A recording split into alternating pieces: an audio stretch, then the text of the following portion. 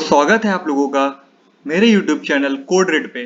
तो यहाँ पे जो सितंबर चैलेंज चल रहा है उसमें जो क्वेश्चन है उसके मैं एक्सप्लेनेशन बता रहा हूँ। इससे पहले भी मैंने 3 क्वेश्चन के एक्सप्लेनेशन बताए हैं जिनका लिंक मैं डिस्क्रिप्शन में डाल दे रहा हूँ, आप वहां से देख सकते हैं।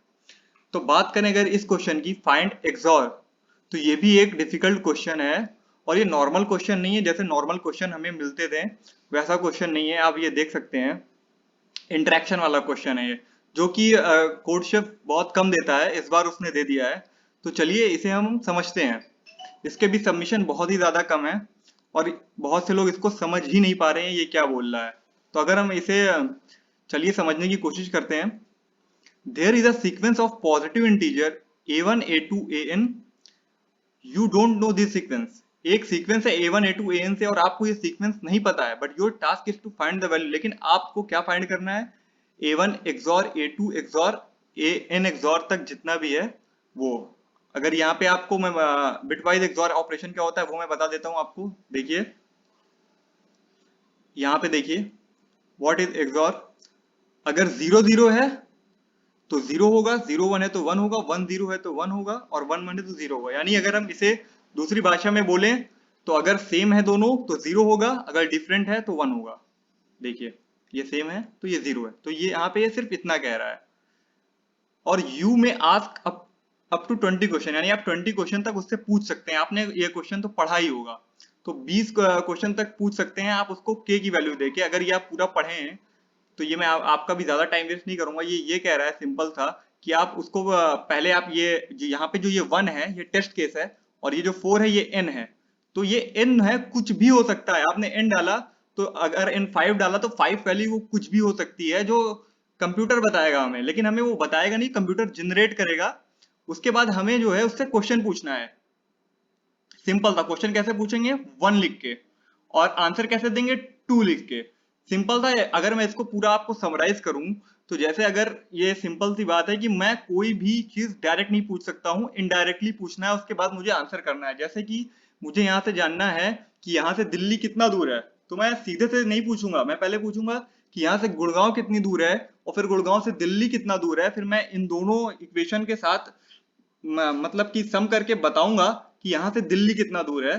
तो उसके बाद हमें आंसर पता चलेगा और वो कंप्यूटर फिर बताएगा कि अगर मैं मेरा जो आंसर है अगर वो सही है तो 1 से रिप्लाई करेगा, अदरवाइज -1 से रिप्लाई करेगा। और अगर मैंने 20 बार से ज्यादा बार उससे क्वेश्चन पूछ लिया तो फिर भी वो -1 से करेगा। और इसे मैं आपको समझाता हूँ अच्छे से।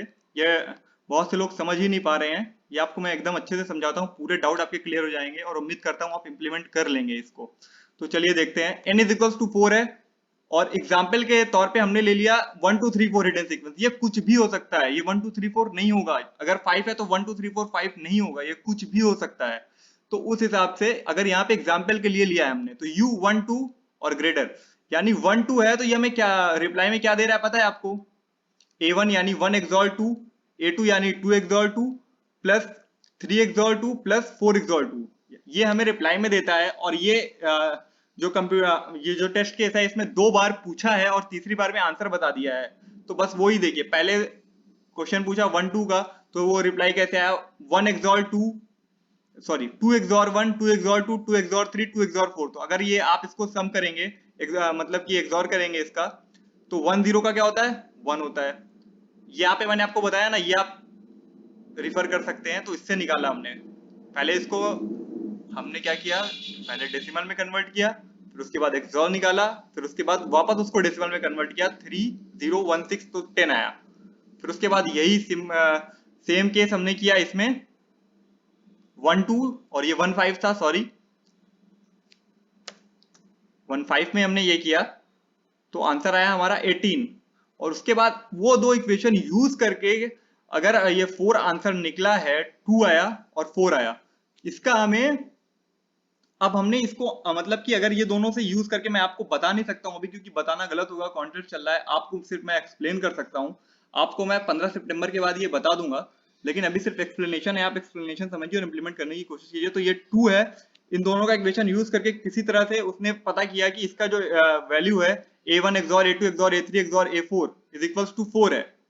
तो कंप्यूटर ने चेक किया, क्योंकि कंप्यूटर के पास हिडन सीक्वेंस क्या है 1 2 3 4, और वो सच में 4 थी और 4 ये था, तो उसने 1 से रिप्लाई किया है हमको, यहाँ पे आप देख सकते हैं 1 से रिप्लाई किया है। लेकिन अगर ये 4 नहीं होती तो वो -1 रिप्लाई करता। तो बस ये इतना सा था, इतना सा कॉन्सेप्ट था इसका। उम्मीद करता हूं आप लोग ये समझ गए होंगे, और आप समझ गए तो इसको इम्प्लीमेंट करने की कोशिश कीजिए, और नहीं कर पा रहे हैं तो इंतजार कीजिए, मैं इसका सॉल्यूशन आपको बताऊंगा। और बहुत जल्दी मैं अगले क्वेश्चन की भी वीडियो बनाऊंगा। तो तब तक के लिए पीस आउट। हमारा वीडियो पूरा देखने के लिए बहुत बहुत शुक्रिया। अगर आप चैनल पे नए हैं तो प्लीज ये चैनल सब्सक्राइब कर दीजिए, क्योंकि मैं ऐसी बहुत सी वीडियोस बनाऊंगा। और अभी बहुत सी चीजें शुरू करने वाला हूं मैं, जैसे कि बहुत अलग अलग तरीके के प्रोग्राम, या फिर आप कॉम्पिटेटिव प्रोग्रामिंग कैसे शुरू करें। अगर आप नए हैं तो फिर आपको क्या करना है, कैसे करना है, कौन सी वेबसाइट आपके लिए बढ़िया रहेगी, वो सब मैं आपको बताऊंगा। तो प्लीज चैनल को सब्सक्राइब कर दीजिए, और एक बार बहुत बहुत शुक्रिया आपका वीडियो पूरी देखने के लिए।